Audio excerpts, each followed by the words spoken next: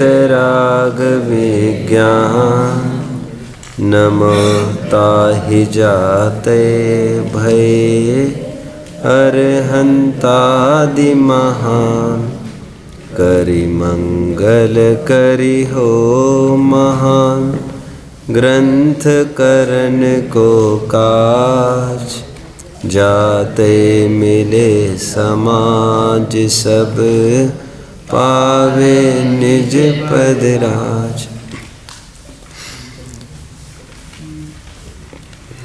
प्रकरण वैसे परसों का है। इसमें वरांग जी का एक प्रश्न आया था, उस पर थोड़ी सी बात करते हैं। 110 पेज पर आइए। 110 पेज पर एक प्रश्न उत्पन्न हुआ था कल। मैंने तो थोड़ा सा उत्तर तत्काल दे दिया था, बट इवन देन मैं जाते जाते और कुछ सोचा तो मैंने सोचा इजीली और एक आध मिनट फोकस हो सकता है इस पर। शंकाकार की एक शंका थी, जो ब्रह्मवादी है वो महेश की पुष्टि करते हुए, महेश का संहारकपना वो सिद्ध करते हुए टोडरमल जी ने उसको प्रश्न पूछा था, यदि महेश संहार करता है तो प्रलय के काल में वो नष्ट होता है कि नहीं होता, ऐसा प्रश्न पूछा था, राइट। और उसमें जैसे देखिए फिर पूछते हैं 110 पर, लोक का प्रलय होने पर महेश का प्रलय होता है या नहीं होता। और इसमें यदि नहीं होता है प्रलय, इस बिंदु पर फोकस किया नहीं है, ऐसा प्रतीत नहीं होता फोकस किया जैसा, ऐसी बात आ रही थी। यदि कोई ऐसा कहे कि लोक का प्रलय होता है तो महेश का प्रलय नहीं होता, ऐसा मानने में क्या आपत्ति, आप लोग मुझे कोई बताओ।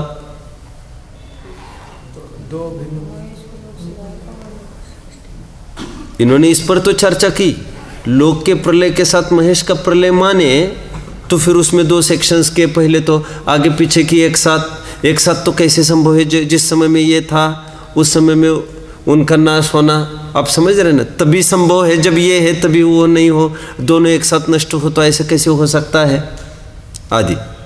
अभी यहाँ पर ये बात चल रही है, यदि नष्ट नहीं हो तो उस पर फोकस नहीं है तो उस पर क्या सॉल्यूशन हो सकता है। मतलब सृष्टि का प्रलय कर दिया, नाश कर दिया, और फिर भी महेश बना रहा, ऐसा यदि वो कहे तो क्या आपत्ति है। सर्वव्यापी अद्वैत में फिर आपत्ति खड़ी है। समझ में आ गया। मतलब वे नष्ट हुए और तुम बने रहे, मतलब तुम अलग अलग हो गए। समझ में, उनका नाश होना तुम्हारा नाश होना तो नहीं है। इतना काफी है ये सिद्ध करने के लिए, तुम वो नहीं है और वह तुम नहीं है। समझ में आता है, क्योंकि उनका नाश होना उन्हीं का नाश होना है, आपका नाश होना अभी वो तुम मानते भी नहीं हो ऐसा, लेकिन लोक में तुम्हारा नाश होना तुम्हारा ही नाश होना है और उनका नाश होना उन्हीं का नाश होना है। इससे तो सत्ता भिन्न भिन्न नजर आती है, तो अद्वैत पने पर फिर चौकड़ी लग जाएगी। समझ रहे हैं, ठीक है। रिपीटेशन के कारण उसको उजागर नहीं किया, आपको ये समझना चाहिए। कल काफ़ी अच्छा प्रकरण चला जिसमें अनादि निधन पने की पुष्टि की बात की थी। थोड़ा सा महत्वपूर्ण बात कहूँगा, थोड़ा ध्यान दीजिए अभी सभी यहाँ पर। लगभग जितने भी ग्रंथ आप लोगों ने पढ़े होंगे, जितने भी ग्रंथ पढ़े होंगे मंगलाचरण वाले ही पढ़े होंगे, राइट। लगभग शब्द मैंने इसके लिए हटा दिया, लगभग मैं आगे यूज करूंगा। वैसे मैंने कभी बताया था आपको कषाय पाहुड़ को मंगलाचरण नहीं है, थोड़ी देर के लिए मान के चलिए परीक्षा मुख सूत्र को मंगलाचरण नहीं है। और धवलकार ने, वीरसेन स्वामी ने बार बार टीका में ये कहा कि मंगल के बिना शास्त्रपने को प्राप्त नहीं होता। समझ में आ रहा है आपको, मंगल तो चाहिए ही चाहिए उसको। एनीवे, मुझे तो ये कहना है अभी कि मंगलाचरण ग्रंथों में होता ही है, और जितने भी मंगलाचरण आप लोगों ने पढ़े हैं वो भगवान को याद करने में दो विशेषणों को जरूर बताया जाता है, वीतरागी और सर्वज्ञ। बराबर। कोई भी मंगलाचरण आप उठाइए, केवली शुद्ध केवली भनिदम, यह कहकर क्या किया उन्होंने? आप लोगों को लगेगा वंदित सब सिद्धे धुवम चलो मणोवम गदिम पत्ते ओच्छामी समय पाहुड़ मिनमो शुद्ध केवली भनिदम, अथवा केवली शुद्ध केवली भनिदम नियम सार के हिसाब से। इसमें कहा सर्वज्ञता और वितरागता की बात आई? इसमें सर्वज्ञता और वितरागता की कहीं बात आई? वंदित्व सब सिद्धे ध्रुवम अचलम मनोवम गदिम पत्ते, इसमें कोई बात नहीं है। अरे जो उन्होंने कहा है वो मैं कहूँगा, जो परंपरा से आया। ऐसा क्यों? मतलब वे सर्वज्ञ है, ये बात उसमें फलित होती है, वितरागता की भी फलितता होती है। अब मुझे जो कहना है ध्यान से समझिए बात को। दो गुण भगवान के हर जगह बताए ही जाते हैं, वितरागता और सर्वज्ञता। इससे हमारा क्या प्रयोजन सिद्ध होता है मैं बताता हूं आपको। उनकी सर्वज्ञता से हमारा अकर्तृत्व सिद्ध होता है। कैसे? कैसे सिद्ध होता है? उनकी सर्वज्ञता से, भगवान की सर्वज्ञता से हमारा अकर्तृत्व कैसे सिद्ध होता है? जो जो देखी वीतराग ने सो सो होसी विरारे, अनहोनी होसी नहीं काहे होता दिरारे। जो जो होना है भगवान जो कहते हैं वो सब भाकित कह रहे हैं। जो जो आगे होगा, भूतकाल में हुआ था, वर्तमान में हो रहा है, भविष्य काल में होगा, उसका वर्णन करते हैं। यह कहकर हमारा क्या लाभ होता है? हमारे जीवन में क्या सिद्धि होती है उसकी? अकर्तृत्व होता है। अकर्तृत्व मतलब मुझे कुछ करना है, ये थिंकिंग खत्म होती है। मतलब मैं, मेरी जो योजनाएं हैं करने की, और यहाँ पर ये कह रहे हैं ये तय है मैं 20 दिन के बाद क्या कर रहा होऊंगा, 25 दिन के बाद मैं क्या कर रहा होऊंगा। ये अभी कैमरे से देखा जाए केवल ज्ञान के, साफ साफ उसमें नजर आएगा इतने मिनट पर, इतने सेकंड पर ऐसा ऐसा हो रहा है। आप पकड़ रहे? एक प्रसिद्ध बात आप लोगों ने सुनी ही होगी, यदि केवली भगवान को समो शरण में जाकर लाखों वर्ष पहले जाकर पूछता, 28 जनवरी 2020 में भरत क्षेत्र में, इस भारत देश में, जम्बूद्वीप के इस भारत देश के दिल्ली के पास अलीगढ़ स्थान के निकट एक मंगलायतन नाम का तीर्थ है, तीर्थधाम मंगलायतन। उसमें उस दिन 6:54 पर शाम को क्या चल रहा होगा? लाखों वर्ष पहले भी कोई पूछता तो बताता वहां पर एक आदमी इस नाम का, इस पर्याय वाला, वो ये लाइन नहीं, ये शब्द उस समय में ये अक्षर चल रहा होगा, वो इसी का जिक्र चल रहा होगा लाखों करोड़ों वर्ष पहले।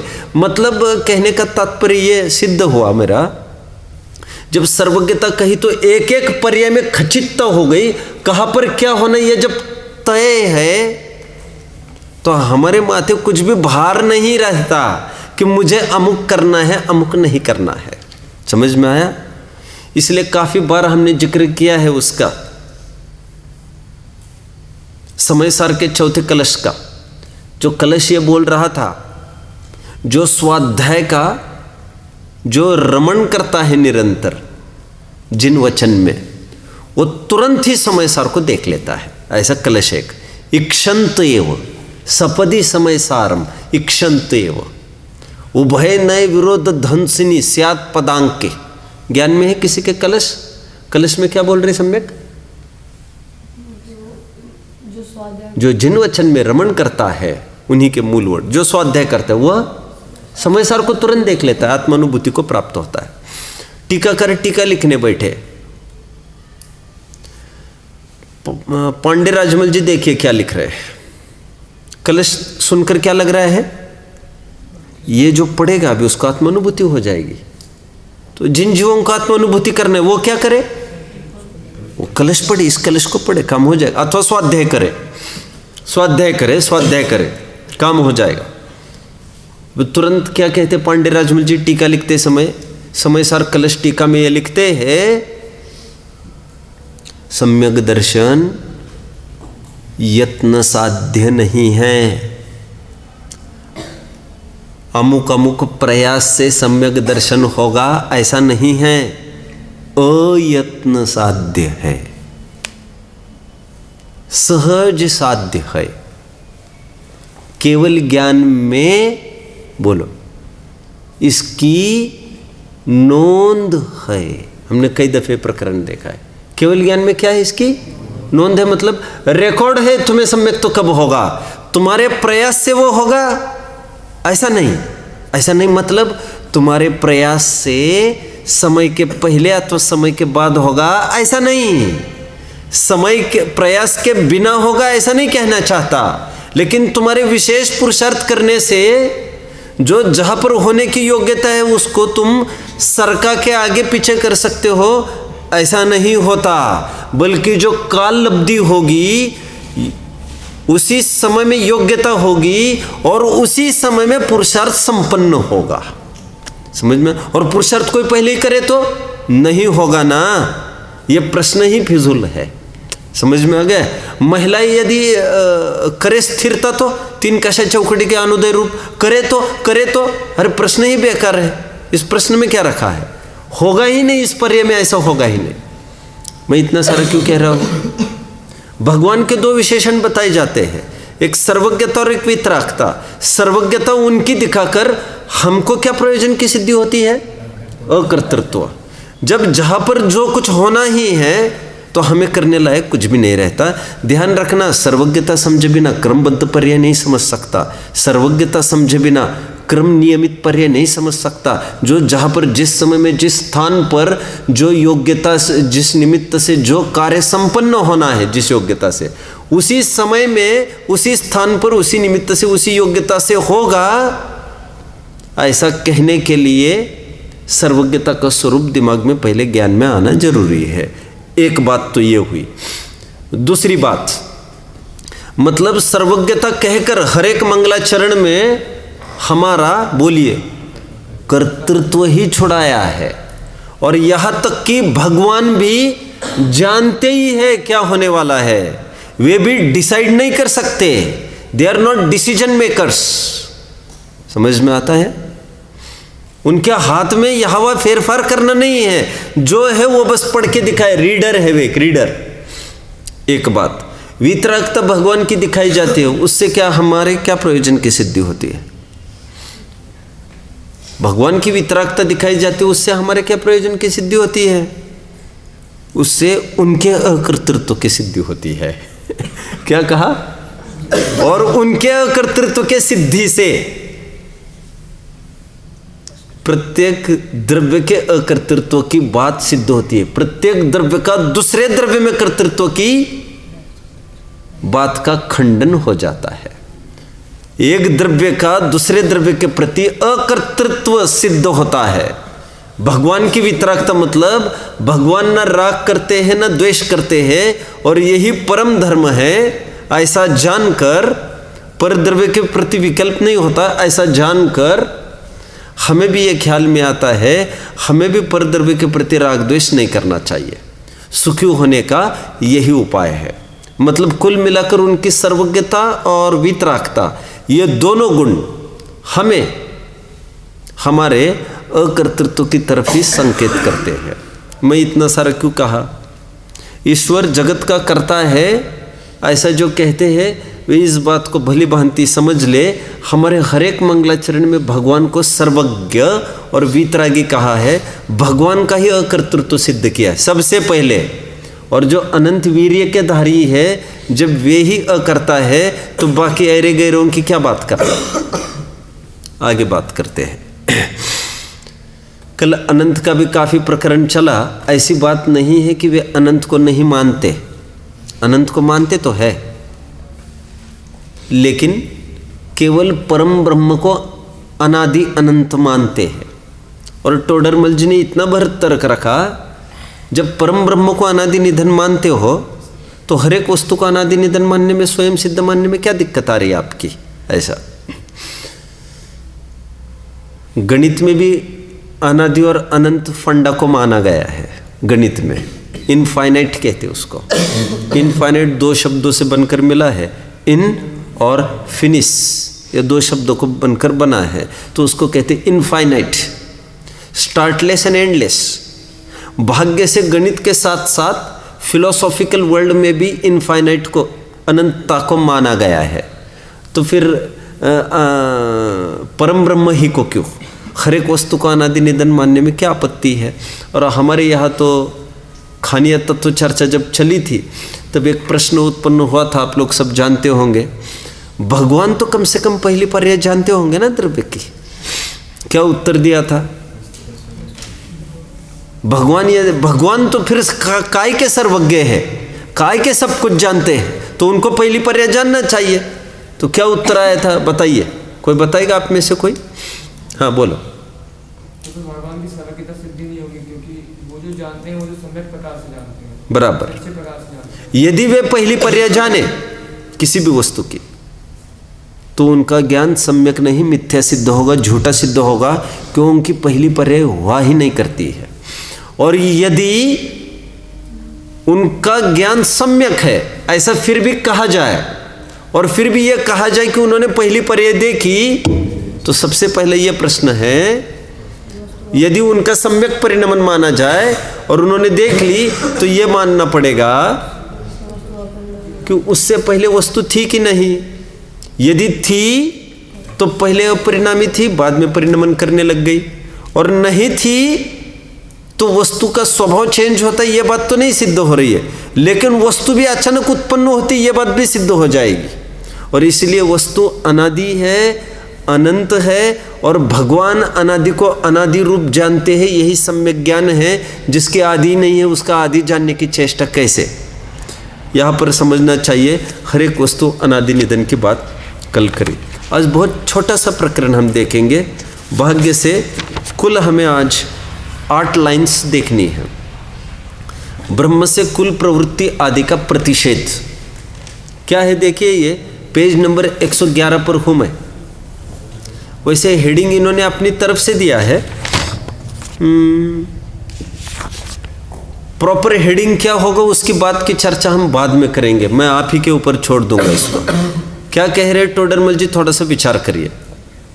कुछ पॉइंट्स के माध्यम से और कुछ विशेष बात कहते। देखिए, जैसे लोक में एक परंपरा होती है, जैसे होता है ना, जैसे आप लोगों ने सुना होगा बादशाह, बाबर, हुमायूं, अकबर, जहांगीर, शाहजहां, औरंगजेब, चलता आ रहा था ये मुगल सल्तनत सब, और सब एक दूसरों के बाप बेटे थे, ये संतति। तो ये बात तय होती थी। हुमायूं जाने के बाद वो तख्त कौन संभालेगा दिल्ली का, ये कोई बड़ी चर्चा का विषय नहीं है, क्योंकि वो तो अकबर ही संभालेगा, और कौन संभालेगा? अकबर के बाद फिर वही है जहांगीर आदि जो भी है। कहने का तात्पर्य मेरा ये है, जैसी उन लोगों में एक वंशावली चलती थी। अब लोगों को जानकारी के लिए बीच में एक बात कह दूं मैं थोड़ी सी। महाराणा प्रताप का नाम सुना है आप लोगों ने? तो सुनाइए। भारत में जन्म कर उनका नाम नहीं सुना, ऐसा तो नहीं हो सकता। उनके पिता का नाम आप जानते हैं? उनके पिता का नाम जानते हैं आप लोग? आप में से कोई बोलो। हाँ, साफ है बात, उदयपुर के तो थे ही, नाम उन्हीं से तो पढ़ा है। राणा उदय सिंह की मैं बात करता हूँ थोड़ी सी। बहुत ही कम लोग इस बात को जानते हैं। उनकी जो धाय माता थी, नाम था पन्ना धाय, उस माँ का। धाय माता समझ में आता है? जो दूध पिलाने वगैरह का काम करती है, जिन्होंने बचपन से उनको दूध पिलाया कराया, और कई कारणों से ऐसा हुआ करता है। जो जन्मदात्री माँ है वो दूध न पिलाकर धाय माँ पिलाती, इसके कई कारण होते हैं, अभी उसमें नहीं उलझेंगे अपन। जब राणा उदय सिंह के चाचा को सौंप के गए, राणा उदय सिंह के पिताजी, कि ये गद्दी मेरे लड़के को संभाल देना, आप तब तक आप देख लो इसको। समय चलते उनकी नीयत बिगड़ गई। उन्होंने 3 लड़कों को सोचा उनको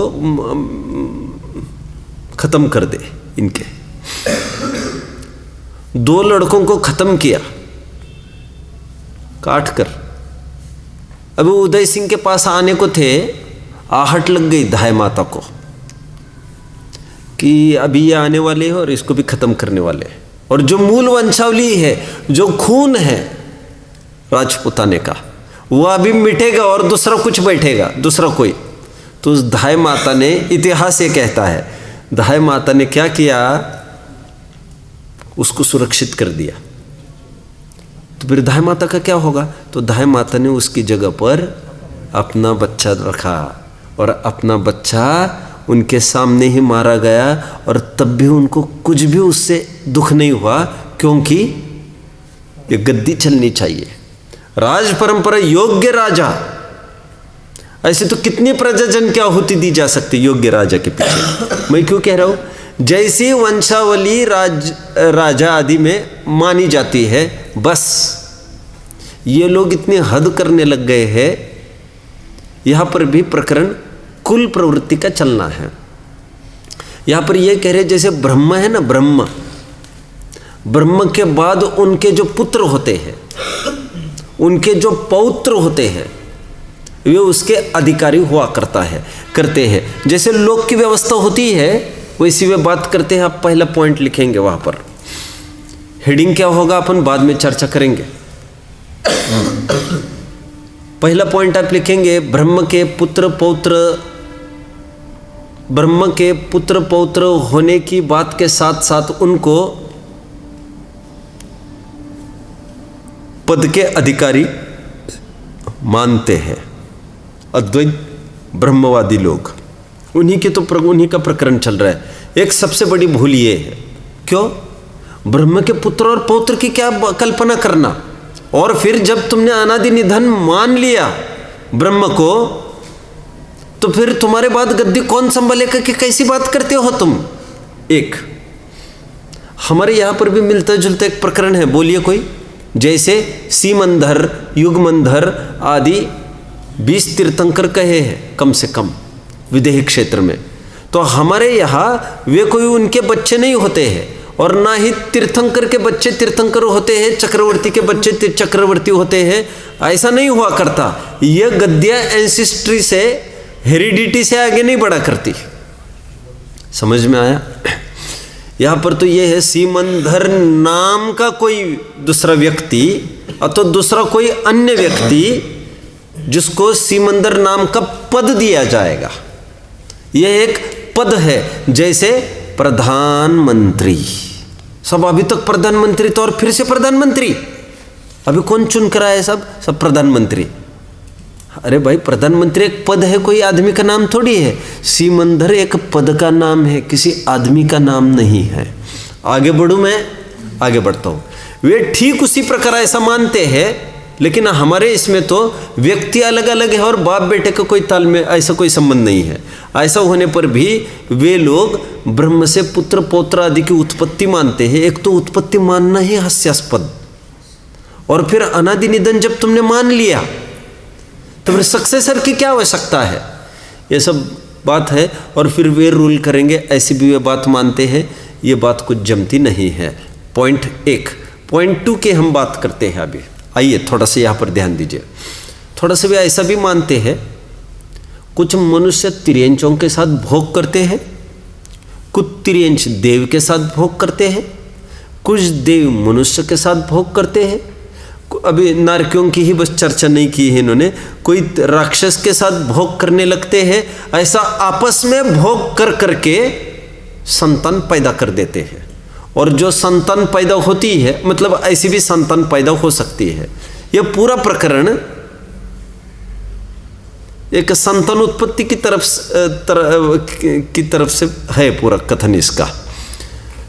दूसरे पॉइंट की तरफ हम आए। ये कोई रूलर की तरफ से बात नहीं थी, दूसरी रूलर की तरफ से बात पहली थी, लेकिन सब में कॉमन बात आपको मिलेगी।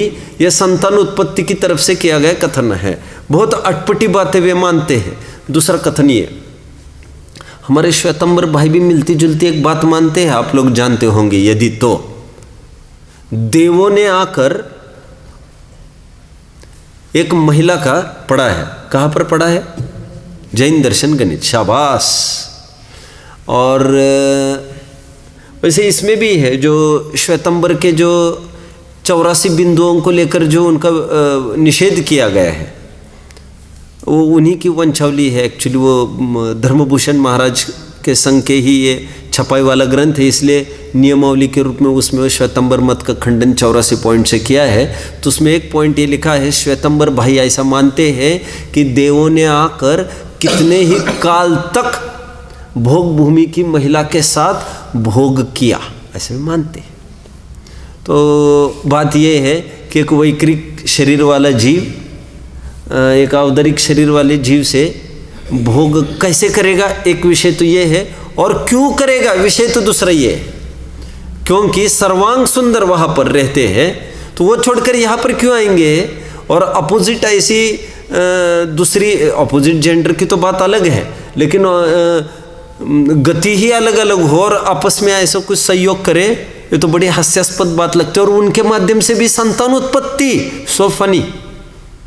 यहाँ पर भी केसेस तो आजकल देखने में आते हैं कि मनुष्य ने तिर्यंज के साथ सहयोग किया आदि आदि, लेकिन कहीं संतान उत्पत्ति का कोई बात नहीं होती उसमें।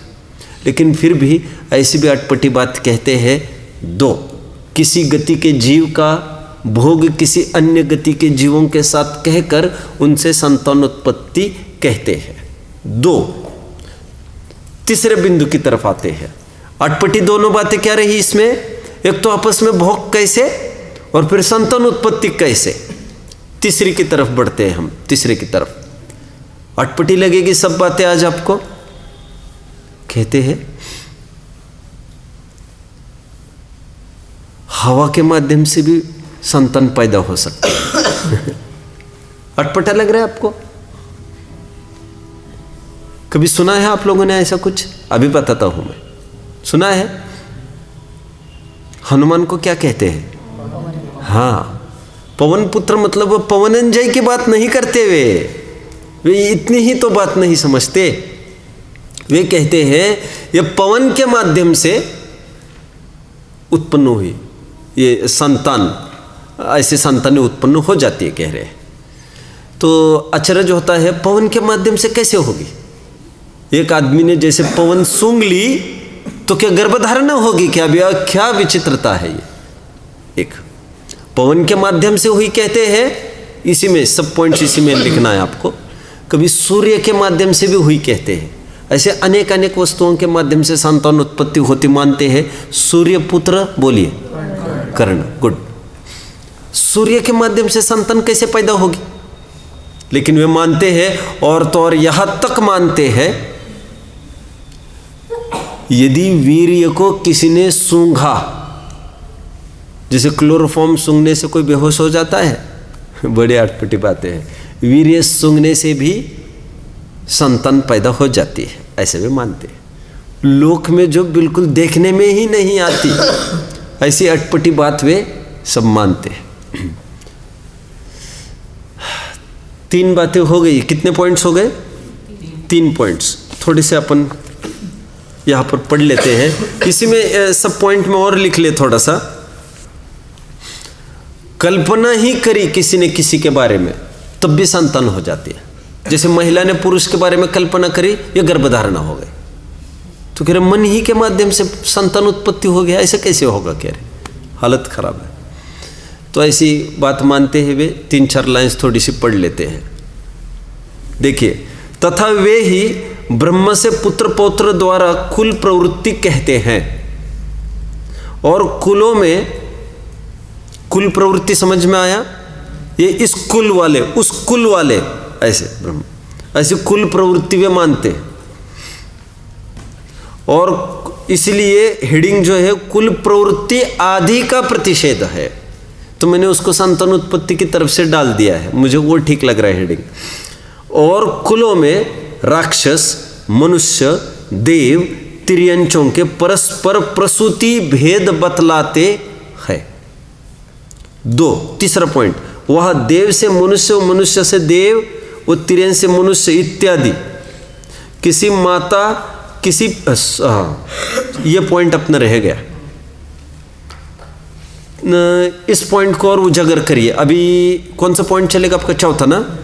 चौथे पॉइंट को भी आप लिख लीजिए। मैं थोड़ा अदर भी दिखाना चाहता हूँ आप लोगों को। अपन धीरे धीरे चलते। तीसरा पॉइंट में क्या लिखा? वीर्य सुंगने आदि की बात लिखी है ना, वो उसके लिए एग्जाम्पल लिखेंगे आप। थोड़ा सा अपन पेज भी खोल के दिखाते हैं। जैसे व्यास ऋषि का नाम कितने जन ने सुना है? व्यास ऋषि का कौन थे? ये व्यास ऋषि, व्यास कौन थे? जिन्होंने एक प्रसिद्ध रचना की, बात करो पूरी, अरे बोलो जल्दी। वाल्मीकि ने क्या किया? रामायण। व्यास ने क्या किया? अरे आप गजब करते हैं। महाभारत लिखी व्यास ने, महाभारत। आश्चर्य सुनिए अभी, व्यास की उत्पत्ति कैसे हुई मानते जानते? एक बार की बात है, एक आदमी कोई ऊपर से जा रहा था, मछली तैर रही थी पानी में। बड़े अटपटी बातें हैं, सुनने को बड़ी इतना ऐसी बात लगती है। और ऊपर से चलते हुए, विद्याधर होगा, कोई भी उड़ने वाला होगा, जो भी कुछ होगा, चलते चलते उसका वीर्य नीचे गिर गया, मछली के मुंह में चला गया और मछली से व्यास की उत्पत्ति हुई, ऐसे में मानते हैं। कैसे अटपटी बात करते हैं। 148 पेज पर आइए थोड़ा सा आप लोग। पहले मैं थोड़ा सा यहाँ का भी लाइन पढ़ाना चाहूँगा। 111 पेज पर भी थोड़ा सा एक लाइन देखेंगे। आपने लिखा हुआ पॉइंट 3, एक्चुअली चाहिए तो पॉइंट 4 ये, एनीवे। तथा मन ही से मिल रहा है, वह पवन आदि से मिल रहा है 111, वह वीर्य सुंगने आदि से प्रसूति का होना बतलाते हैं। सो प्रत्यक्ष विरुद्ध भाषित होता है, राइट। अभी 148 पेज पर आइए आप, 148 पेज पर जल्दी। सॉरी, आई नीड टू, एक मिनट, 176 पर होगा क्या? हाँ, 176 पर आइए।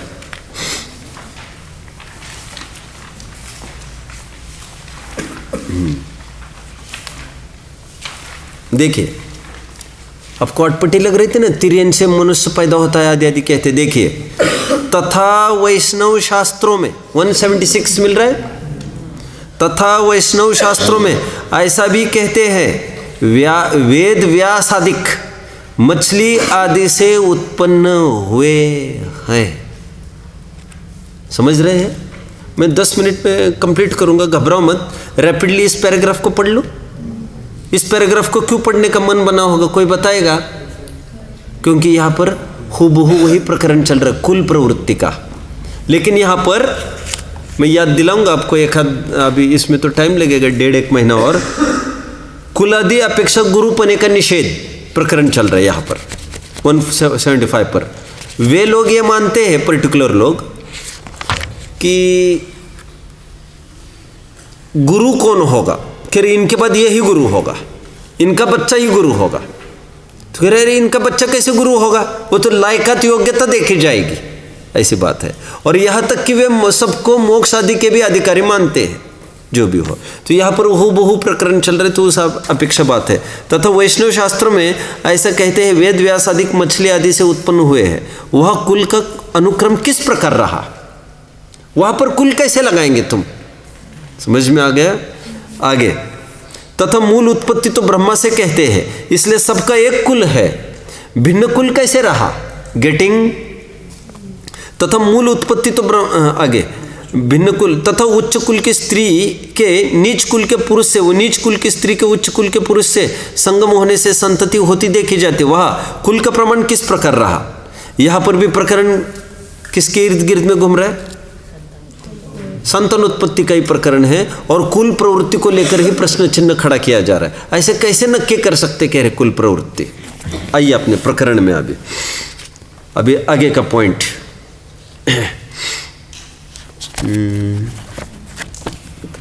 एक मिनट,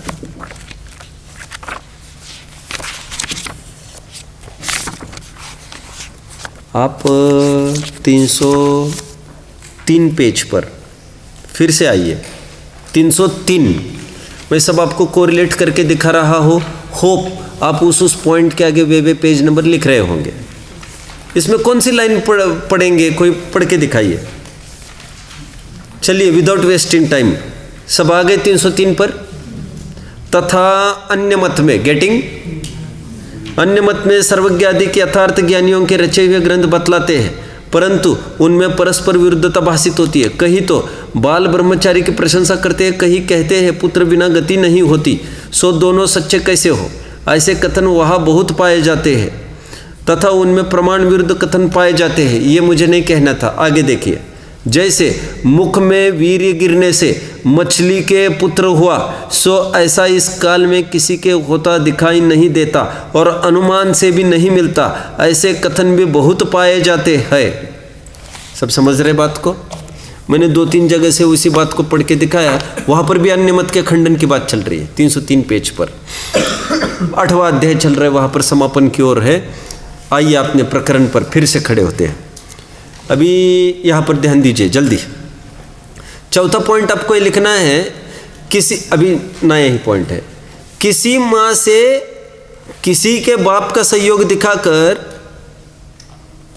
कि कोई संतान उत्पत्ति कहते हैं। अभी ये तो संभव है, इसमें तो कोई आपत्ति नहीं है, परंतु महंत पुरुषों का जन्म भी ऐसा मानते हैं। गेटिंग? नहीं समझे। महान पुरुषों के कभी ऐसा होगा क्या? इसके लिए भी मैं कुछ आधार पढ़ के दिखाऊंगा। देखो, इत्यादि किसी माता किसी पिता से, गेटिंग? इसको मैंने चौथा पॉइंट बनाया है, ये तीसरी लाइन पढ़ रहा हूं। किसी माता किसी पिता से किसी पुत्र पुत्री का उत्पन्न होना बतलाते हैं, सो कैसे संभव है? फॉलो कर रहे हैं सभी?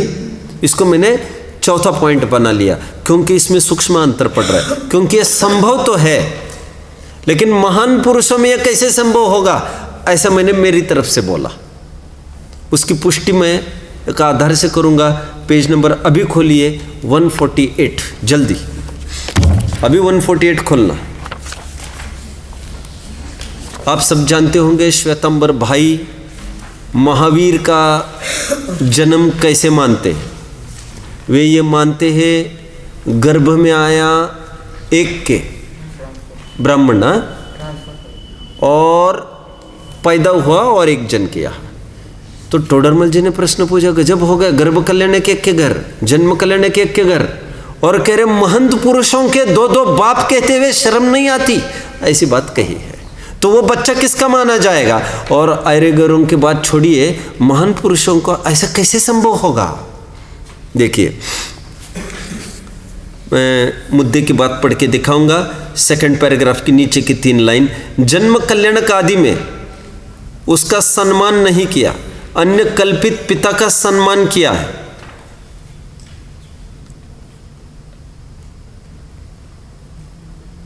इस प्रकार तीर्थंकर के 2 पिता का कहना महाविपरीत भाषित होता है।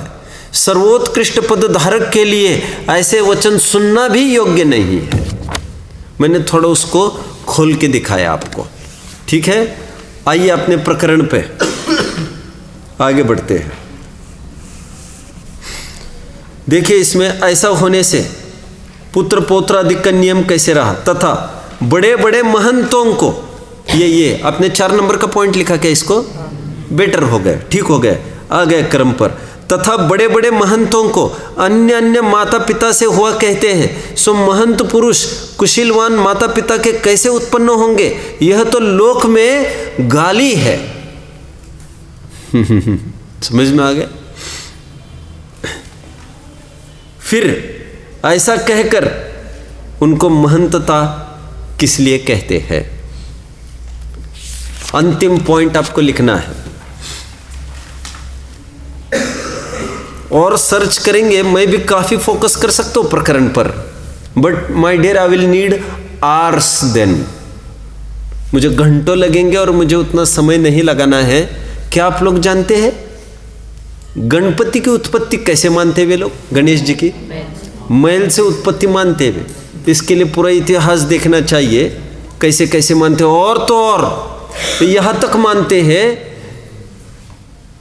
कि जैसे इसके अंग उसको, उसके अंग उसको, और उसमें कुछ भी आपत्ति नहीं मानते हैं। जैसे हनुमान की वे पूंछ भी मान लेते हैं और गणेश की वे सूंड भी मान लेते हैं, तो ऐसा भी वे सब मानते हैं। हमारे यहाँ कुभोग भूमि में जरूर देखने में आता है ये सब, लेकिन वो अभद्रता का प्रतीक होता है, वो कोई ब्यूटी और शालीनता का प्रतीक नहीं होता है। तो कहते किसके अंग किसको कहते हैं, ये ऐसे कैसे संभव हो जाएगा?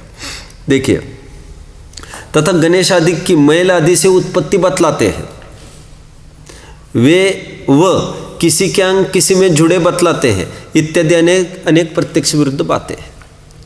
आपको कथाएं पढ़ना चाहिए, उनमें क्या मानते हैं। गर्दन कटी कहते हैं, फिर हाथी का वो लगाया कहते हैं, फिर वो जुड़ गया वो, और फिर वो ऐसा ऐसे सब मानते हैं। और उसी की बहुत प्रशंसा होती है लोक में। सूंड इसका प्रतीक है, वो कान इतने बड़े बड़े हैं वो इसका प्रतीक है, ज़्यादा सुनना चाहिए। सूंड है वो इसका प्रतीक है कि बोलिए कम बोल, मुँह छोटा हो गया मतलब कम बोलना चाहिए, कम बोलो ज़्यादा सुनो। देखो गणपति की क्या बात, बड़ा पेट है वो क्या समझाता है? पचाओ, पचाना सीखो। पचाना सीखो मतलब जो भी जानते हो देखते हो उसको गंभीरता से पचाओ। गंभीरता से पचाओ मतलब राग द्वेष मत करो, गंभीर होना चाहिए। और बड़ा सिर है उनका, वो काय का प्रतीक है? बुद्धिमान का और गंभीरता का प्रतीक है। और जो ट्रंक है, जो सूंड है, वो ये दो काम कर सकती है। क्या काम कर सकती है? दो। सबसे टफर काम ये कर सकती है, बड़े से बड़े वृक्ष को गिरा सकते हैं हाथी, आप जानते हैं। और हल्के से हल्का काम यह कर सकते हैं, मिट्टी के ढेर में एक अल्पिन भी पड़ी है नीडल, उसको वहाँ से कलेक्ट कर सकते हैं वे। ठीक उसी प्रकार वे कह रहे हैं हमको हमारी बुद्धि कैसे रखना, ऐसा ऐसा बड़ी शिक्षाएं दी जाती है। फिर वो मोदक किस चीज़ का प्रतीक है, वो चूहा किस चीज़ का प्रतीक है, वो हाथ में क्या है, वो हाथ में क्या क्या रहते कोई बताएगा? उनके एक हाथ में तो रस्सी है, एक हाथ में वो कुल्हाड़ी जैसा है, देखा है आप लोगों ने? एक हाथ से आशीर्वाद दे रहे, डमरू है, ऐसा ऐसा है। अब वो काय का प्रतीक है? तो कहते हैं ये अपने भक्तों को, रस्सी इसका प्रतीक है, अपने भक्तों को बांधे रखते हैं। ये भक्ति कर बच्चे, यहाँ वहाँ सुनो सुनो, यहाँ वहाँ विषयों में जाने नहीं देते। और दूसरी बात, और बहुत भक्ति करने लग जाए, बहुत बहुत भगवान भगवान करने लग जाए, आत्मा की शुद्ध भूल जाए, रस्सी काट देते, फिर ऐसे में मानते हैं। ये इसका आप पढ़ेंगे यदि थोड़े उनके शास्त्र, तो ये सब मिल जाएगा। इसका प्रतीक है। अब प्रतीक के रूप में क्या मानते कि क्या बात है, लेकिन एक्चुअलिटी मानने में बड़ा भद्दा लगता है। ठीक है, तो देखिए, तो ये सब मतलब मैंने संतान उत्पत्ति की अपेक्षा मैंने हेडिंग डाला है। ऐसे वे मानते हैं उत्पत्ति की अपेक्षा ऐसा खंडन हुआ। ठीक है, देखेंगे कल अवतार मीमांसा, कल देखेंगे। ओम नमः।